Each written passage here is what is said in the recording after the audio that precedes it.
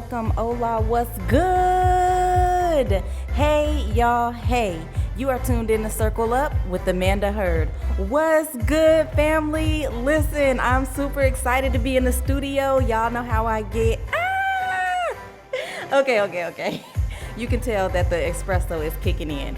But anyhow, let's get into this. Let's talk about what this episode is about. I pray that you guys are enjoying this season, the pruning season, the season of reflection, this season that is allowing you to dig deep into your heart and get rid of all of those things that will be a hindrance to your next. As I've been saying all season long, your next season is going to be your best season yet. I don't care what it looks like. I don't care what it feels like. I'm so encouraged and inspired by what's happening in this pruning season that I cannot wait to get to our next season. I pray that each and every one of you are experiencing a good thing in this process, that you're really allowing God to dig deep and break every branch that does not belong to you, every branch that has been or became a part of you that does not belong to you. Keep on going, you guys. We are not through yet. We still have a couple more seasons or a couple more episodes in this season, and it just keeps getting better and better. This season, we are here to talk about something that I could not wait to get to. We're talking about correcting the red marks.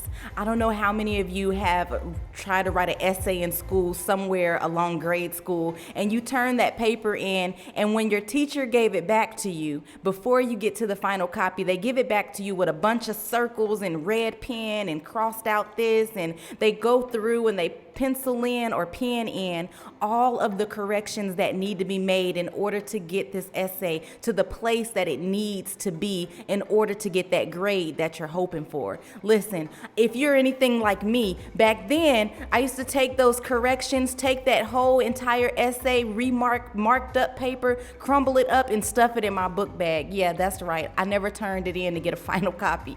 I don't know what was wrong with me, but I do know one thing. I didn't correct those red marks.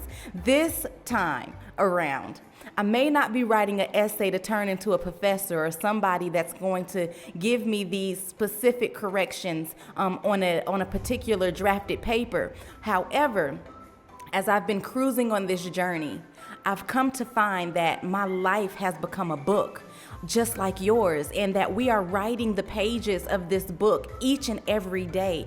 Every single moment is a moment that we are creating a new page or a new paragraph, a new sentence.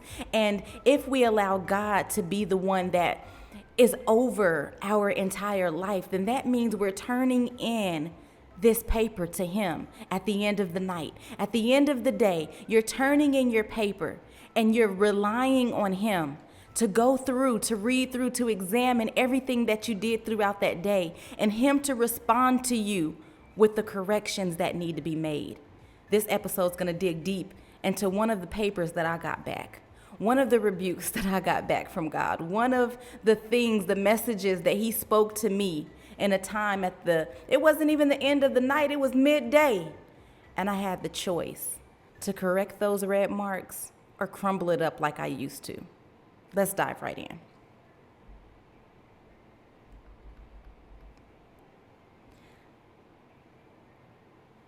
So as you all know now, since I gave that long speech, that this episode is about correcting the red marks.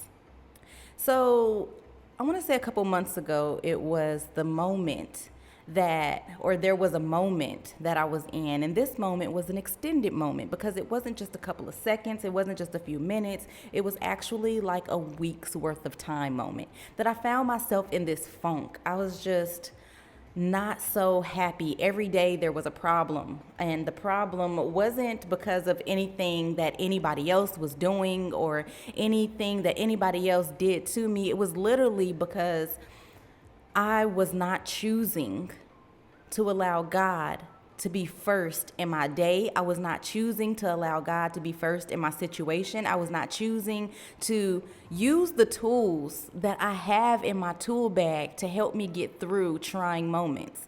And so because of that, I faced this week of trial, literally, the hardest way ever. well, let me stop being a little dramatic. It wasn't the hardest way ever, but it was extremely hard. Like, it could have been easier. Let's say it like that. Um, and so I was frustrated all week. It was almost like PMSing without the moment arising. So it was a lot. It was a lot. I was so irritated. I was frustrated every day. Everything that was due, I allowed it to bother me. Everything that was coming up, I allowed it to bother me. Anything that people said around me, I allowed it to bother me, even if it had nothing to do with me. I was just ill. Y'all ever been that way? You know, sometimes we get in these ways, you know, and it's easy to shake them off when you have a group of people around you that won't let you sit in that. But I chose to be by myself in this week. Like, I chose to dismiss my friends. I chose to dismiss anything anybody had to say. I chose to sit in this funk. And the draining thing about choosing to sit in a funk, choosing to sit in an attitude, it becomes heavy. I don't know why we get so comfortable in our attitudes. Like, it's a lot of work to have an attitude. I mean, some of us are just a little too skillful and these attitudes. Like, you have to be puffed up all day long. Do you know how many hours is in a day? It is 24 hours in a day.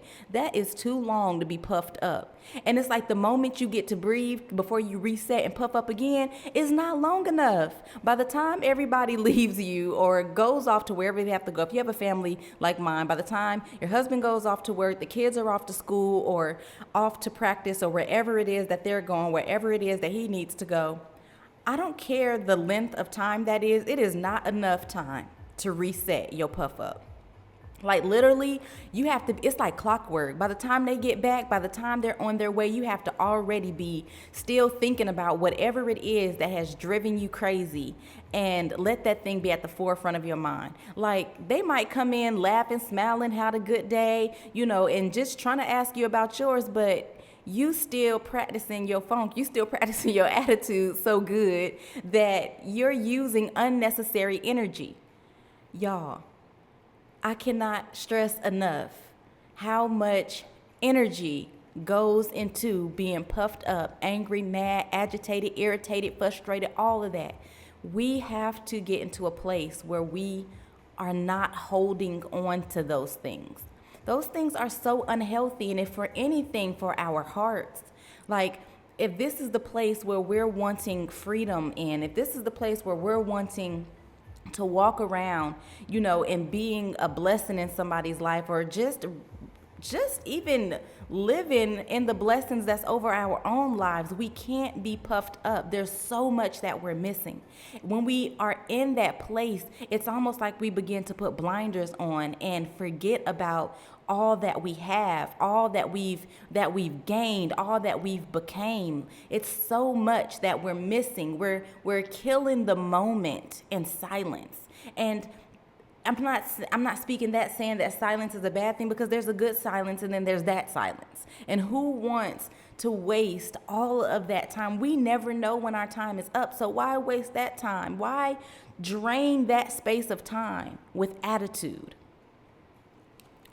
I don't know why we do it, but we do it. And it's time to stop. But no, seriously, in this pruning season, that's something that I believe should be addressed. And I believe it should be addressed because in this next place that we're going, there's no room for that. There's no space for that type of energy. I know we love to have these moments of inspiration where we're like, you know, I'm in a tone, or not a tone, I'm in a zone or space in my life where negativity is bye-bye gone. You know, I'm all about positivity. But in order to bring forth those vibes, we have to understand that we must be releasing those vibes. The atmosphere around us is going to be exactly what we produce it to be. So if we are mopey, if we're sad, if we're attituded up, if we're, I don't even know if that's something, but I think I'm gonna start using that. We attituded up. But if we're giving off this draining energy, and I feel like I spoke about this several times on this platform, but if we're giving off that type of energy, that's the type of energy we're also welcoming into our space. That's the type of energy we're also saying, is an energy that we enjoy, that's an energy that we want more of. We have to be mindful that if we are given our very best, if we're given the energy, that type of energy that releases positivity, goodness, and we're releasing the things that we want, then that's what's going to be welcome into our space. When somebody comes around us that is literally against the energy that we're releasing, they'll either feel uncomfortable and leave, or they'll be dismissed by the energy that we're releasing. And so it's important that we understand that we are a big part of the energy that we welcome into our circle. And so with that being said, I want to walk right into the experience I had. So the week of that, the moment, which ended up being a week's worth of moment, that I was in this funk. I was living out this attitude. That was the energy I was releasing all week. I didn't want anybody to say anything to me. I didn't want to be bothered with anybody. Everything was just icky. I don't even remember if I wanted to talk on the phone, so I probably was like ignoring people's calls back to back. And the root of the reason I was acting that way is because I allowed the weight of the stuff that was around me to bother me. And it's funny because I'm really not the type of person to allow those things to get to me. So for me to even allow or leave a crack open for the enemy to use those things and literally have his way with me that entire week of just funk is amazing within itself. Like, I'm not one who dwells in worry. I'm not one who, gets carried away and just the situation that may not look the best at the time that I need it to look. Normally, I'm one that just falls back. I'm like, I believe in that let go and let God. I'm a strong believer in let go and let God, because I have too many times in life had no other choice but to let go and let God. And because he has shown himself so big in my life over and over and over again times 10, then it's like I stand on that. That's what I go back on. So again, because that crack was even open for the enemy to come in and really play in my mind like that, it's just bananas. But that's where I was. And it got so bad that one day I picked up my kids. I was upset on the way to pick up my kids from school. Their carpool. And when I got to the carpool line, I was upset because I wasn't in the lineup order that I wanted to be in, because I left the house a little bit later than I should have, or I would have liked to have. I still wasn't so far off where I was like wrapped around the building, and actually I really wasn't that many cars away from where I wanted to be, but for some reason, because I wasn't where I wanted to be, I was aggravated even the more so.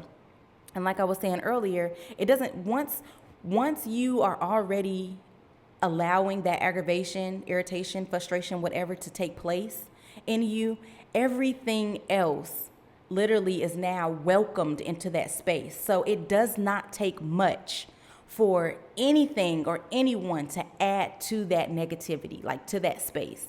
Anything that somebody could look at you a second too long and you're mad all over again. That's how crazy it is.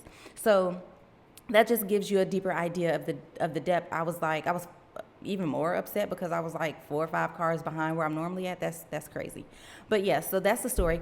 I was not where I wanted to be. So by the time I got to the front to pick up the kids, I think one of them got to the car literally a couple seconds later than the other one. And when one of them, I can't remember if it was my daughter or my son, but one of them got in the car first. And I was like, oh, where's your sister? Where's your brother? And I mean, it's not like they didn't see me. It's not like they wasn't on their way. But that just made me even more irritated, because I was just like, I expected them to get in the car at the same time. You also want some crazy stuff to happen when you're under these, situations. When you're that frustrated, it's like everything has to happen the way that you want it to happen, or it's wrong. And the crazy thing about that is you don't even really know how you want it to happen until something happens that is not in the flow of your funk, if that makes any sense. So anyway, so they get in the car, we're driving off, and literally, I don't really think too much to ask them about their day. And that's normally just like our routine. I'm like, how was your day? If they say it was good, I kind of want to know, well, what was good? Or we kind of talk about like what happened in a particular class or whatever. We just, conversate. And this particular day, I didn't too much ask them anything. I didn't too much care. I was giving off that type of energy. Like, I don't really care how your day was. Just like, let's not talk today. And you can just kind of feel the tension in the car. And so I really don't know what like triggered me in this moment. I can't remember. That's why I like to tell stories right when it happens. But I can't remember what exactly triggered me, like first off. But I do remember that whatever it was tiny, and it led to me spazzing on my kids about stuff that was not even a big factor for the moment. Like, I started talking about when they didn't do the dishes 2 weeks ago. I started talking about how somebody didn't vacuum their room, take out the trash, and all of this stuff was not like today's time or this week's worth of time. This was like way ahead of time. Like, I was bringing up old stuff that didn't even matter. How many of y'all can agree? I know y'all can agree. I know y'all do this too. I know whenever you're in that place of that funk, you do this too. So I don't even feel bad, but no, but I do, but I don't. I do, but I don't. I do because like that was not okay for the moment, but I don't because this is what happens when you choose to be in that space. And so one thing led to another. I'm puffed up. Now I'm spazzing on them, and I look. And my son, he was sitting in the front seat. My daughter was sitting in the back seat. I look over at my son, and he's really, I'm not going to say unfazed, because you can tell that he was bothered, like, what is wrong with you and why are you acting like this? But my daughter was in the back seat, and she was actually, like, teared up. And because she was teared up, it made me, y'all, don't judge me. I know y'all do this too. But it literally made me even the more frustrated. I was so aggravated at the fact that she was in the back seat, like literally crying. So I'm driving down the street. Now I'm puffed up times 10. I see her crying, and I'm like, oh, I remember what got me so upset. So what got me so upset was I asked them, okay, so after I pick them up from school, normally I take them to grab something to eat before I drop them off, to their activity. And when I asked them what do they want to eat, one of them responded, and they said Subway or something. And I was like, okay, so we're going to Subway. Then the other one, Araya, well, my daughter, she was huffing and puffing like, I don't want Subway. Like, I don't eat Subway. And I was just like, what? It made me so upset, because I was like, when I asked, it was almost like nobody cared. Like, whatever, you can take me wherever, it doesn't matter. But then when there was a place in motion, it was like, well, I don't want that. I don't do that. And I mean, I understand how that can be aggy. Y'all already know how it is, what the whole food situation, and one person wanting one thing and another wanting another, and then you got to go here, there, and everywhere and all around the world. But when you are in this funk, again, I say, every little thing is like a prick times 10. And so that's what took me overboard. I was just like, I was spazzing. You ain't wash the dishes, you ain't do this, you ain't do that, blah da da da da da da da da da da da, like just going off. And like, so fast forward, going back to where we just left off. So she was crying. I was like, what are you crying for? Like, what's wrong with you? And she was like, looking at me, like shrugging her shoulders. I was like, no, that's not how we act. When I ask a question, I need a response. This is our way of communication. Like, we talk, we use our words. And so now I'm getting a little more frustrated, because I'm like, now you're not even responding. Like talk to me. This is so crazy, y'all. I can't believe I'm laughing at it now, because it was not funny in the moment at all. But literally, I was going off.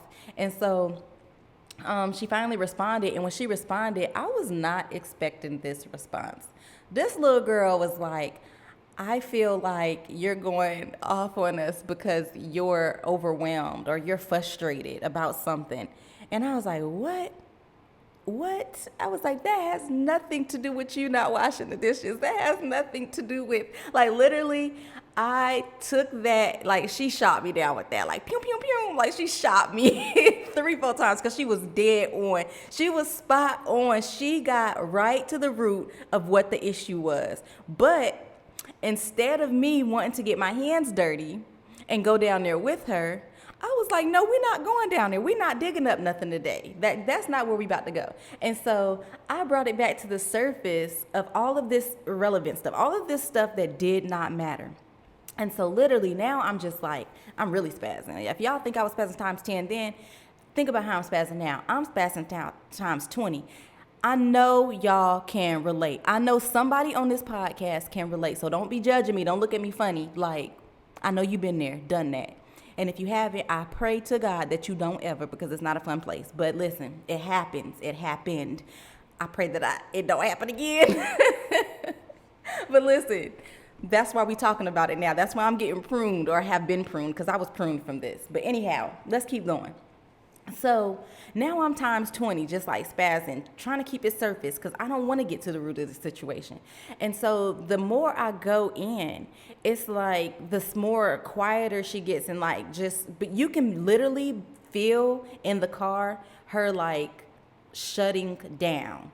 And this is sad because like to feel that, to hear it, to feel it, to see it, to know it, and still go against it, that is an error. There's something wrong with that. And so we finally get to where we're going, Subway, because I was being the evil mom at that point, and I was like, well, it is what it is. You gonna eat or you ain't gonna eat, but this is where we're going. And then we get there, and she was like, she got out to get something to eat, and then I had the nerve to have a problem with that. I was like, I thought you didn't want this. Y'all, I was cutting all the way up. So anyway, we went through that little process. I'm still egging stuff on. And why? Like, for what? For why? For why did you go there? For why? But anyhow, I did that. Been there, done that. But anyway, so we get through with that. They get the food. I drop them off. And as soon as I drop them off, y'all, this is where it pays and it sucks all at the same time to be a child of God. To really be not just a child of God, but to be in relationship with God. This is where it sucks, but it is good all at the same time. It's like having that best friend, that real best friend that's gonna tell you when you're wrong, tell you when you're right, and tell you when you're wrong, praise you when you're right, but tap you when you're wrong. Like, this is one of those type situations. So I dropped them off. They get out the car, close the door, and I'm literally about to pull off. As they are walking into the place where they were going, and I'm driving off, instantly, Holy Spirit began to speak to me. When I tell y'all, this is like, I didn't even turn in the paper for the day. Like, clearly the day wasn't over. Clearly we was not at the end of the night. I didn't even turn my paper in. It's as if he came and snatched my paper of the day and was like, enough is enough. Literally, he sat down and there was so many red marks on this paper. He circled, comma, dotted every T, like literally, crossed every T, dotted every I. He literally went through every little things that happened from the beginning of that day, from the beginning of last week's first day, Monday, all the way through to the day that we was currently in, that Monday. Walked me through everything and was like, all this is wrong. And pretty much like, and you need to have this fixed by the end of the night or you will receive a 0. And this is one of those papers where you can't just ball up and throw away. You can't just dismiss all of what was done because this grade counts. Like this grade matters. This is one of those papers that you're not gonna get through high school. You won't make it past your last thing that you need in college to walk across that stage. Like, this is like the make it or break it type situation. Like, and it better be turned in at midnight. Y'all know those papers that if it is not turned in by midnight, you know how you be up all types of the night, typing, looking up, Googling, copy, paste, and all that. This is one of those. And it was like, it needs to be in by midnight or it's a 0. And so as he was literally reading off to me every error that took place that week, and then he got back to the root of the issue and then showed me why that the things that were actually taking place were even taking place, because it's like I refused to allow him to handle or put my trust knowing that he was going to handle the things that was really causing this whole situation to occur.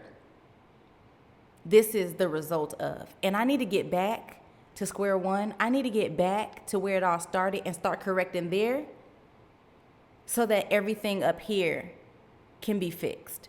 And why I say it was that's that important, or why I say that this is one of those type of papers, is simply because, like, these are my children.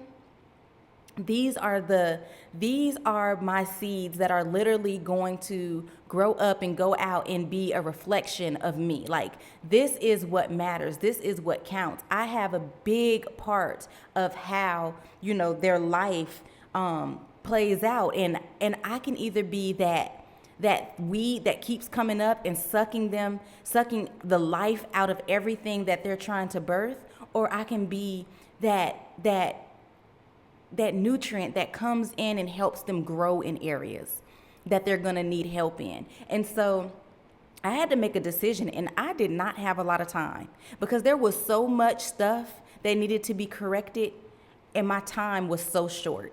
And so I literally started off in prayer. I prayed, I cried, I thanked God, and it hurt because I was embarrassed, I was ashamed. I just felt disgusting. I felt horrible. It was not a comfortable feeling. And so that's why the first place I found myself in was prayer. And then I asked in prayer for instruction. Well, God, how do I do this? Because what I don't want is to look like that. I don't want them to always go back to this place in their mind and this be a place that pulls them down. This be a place that, interrupts our relationship. This be a place that, gets in the way of their trust with me. This be a place that tries to pin something on the weight of my love for them. And a lot of people, dismiss a lot of things as parents when it comes to their children. Like, well, I'm an adult and they're a child, get over it. Like, well, yeah, that's what moms do. Well, yeah, that's what parents are for. Well, yeah, and it's true, a lot of it. But then we also have to understand the bigger picture, that just because we're a parent, just because we're an elder, just because we're older, it does not give us the leadway to damage them. It gives us anything. If it gives us anything, it's the leadway to lead them, guide them, protect them, love on them, show them what's right and what's wrong, and be the example. That was like the key in that thing. And so me and my husband live our lives as being their greatest example. And so after I found myself in prayer, cried, and snotted out, literally my first instruction was not going back to last Monday, but was dealing with my kids and not allowing that to ruin the rest of their day, not allowing this moment to pass by so that they could, now it can settle in and they always have something to go back on and feel a certain way about. And so I literally got that right away. I sent them the most heartfelt message. I apologized first for my wrongdoing, for the things that I said. I let them know how all of those things, even though they are going to find truth in them, it has nothing, absolutely nothing to do with the moment, with the situation, with why I was acting the way I was acting. Because we do that. We use truth. Right? We take truth and then we tie it into moments of bitterness or tie it into moments of wickedness, and then we try to mash it together and then make it something. But this isn't one of those moments where that was something that was allowed to go forth and I still get, victory out of it. I still win out of it. Like, if this was going to be all of what it was designed to be, if God was going to heal this moment, if I was going to literally get an A on this paper, I had to do everything that was necessary. And so I let them know, like, yeah, I said some truthful things, but those things are irrelevant to this moment. I should not have ever brought those things up for this moment. That is a whole nother conversation for a whole nother time. And so after I laid that out, then I allowed my daughter to know that she was absolutely right. Yeah, you were absolutely right. You got to the root of exactly what was going on. And I apologize for making you feel as if you didn't. Because what we don't understand is when we allow our kids to to live in the lies that we feed them, then all that is planting a seed of lies into their lives. And it's giving them excuses and lies. It's giving them things to cover up their mistakes and their time. And they're going to grow into that, and they'll begin to do the very thing that you did. So we want to free ourselves and our children from that place. And the first way to do it is to be honest and to go back and apologize and let them know where they were right when they were right. It's okay.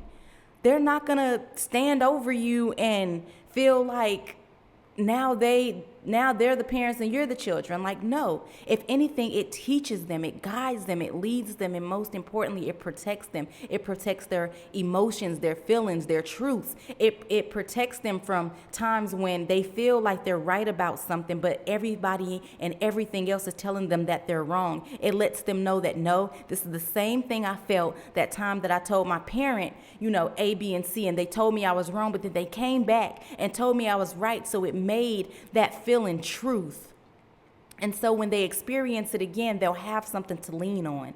And so that's what I loved about this whole thing, because I literally went in, apologized, and I literally went in and corrected every red mark on that test. I got everything right with my kids, and I let them know how much I love them. And then I ushered them out to have a good day. I said, and you guys, don't let this stop you from having an amazing day. Have a great day.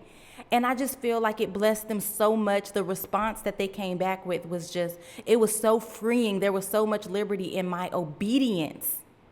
If there was so much liberty in my obedience, it's as if you can feel God literally going inside of my heart and pruning that very issue. Like he went inside and broke the branch of that. So now, because so much victory came from that place, I'm not saying that a moment like that will never occur, but now I know how it looks when you handle it. Now I know how it looks when you do the right thing behind it. And so that's the blessed thing about this. The blessed thing is that it got corrected. Nobody ended up hurt at the end of the day. And because of my first two steps, I was able to easily go throughout the rest of the paper and correct everything else. And by the end of that night, it just felt so refreshing. I felt so good. I shared everything that was on my heart, every moment that was on my heart with my husband, and it just created this life learning lesson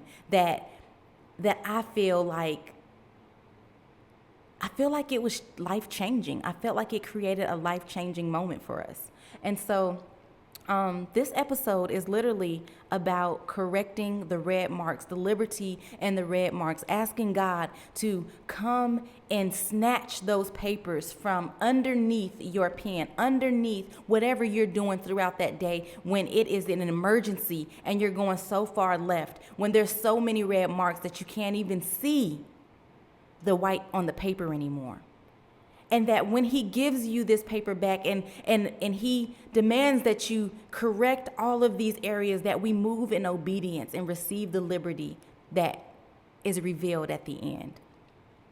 Well, that's all that I have. I hope that you all were able to gain some tools, some jewels, something that maybe even if you're experiencing in this moment, that you'll be able to really kind of identify exactly what you need to do, exactly how you may need to go in and correct your red marks. And if not, but this is something that maybe somebody that you're connected to can benefit from, that you be bold and brave and share this with them.